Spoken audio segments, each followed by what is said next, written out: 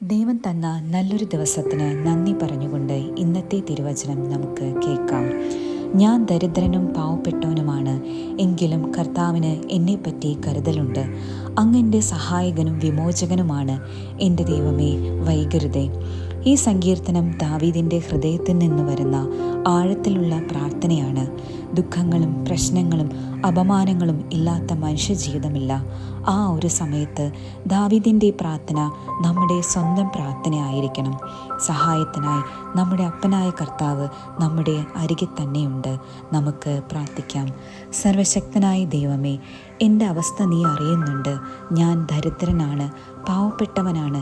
എന്നാലും നീ എന്നെ കരുതുന്നു എന്നറിയുന്നു. ഞാൻ ഏത് കഠിന സമയത്തെയും ഞാൻ ഭയക്കുന്നില്ല. നീ എൻ്റെ സഹായകനാണ്, നീ എൻ്റെ വിമോചകനാണ്. നിൻ്റെ ദയയും കരുണയും എൻ്റെ ജീവിതത്തിൽ വന്ന് നിറയണമേ. നീയാണ് എൻ്റെ ഏക ആശ്രയം. ആമേൻ. ചോദിക്കാൻ ഒരിക്കലും മടിക്കരുത്. കർത്താവ് കാത്തിരിക്കുകയാണ് നമ്മോട് സംസാരിക്കാൻ.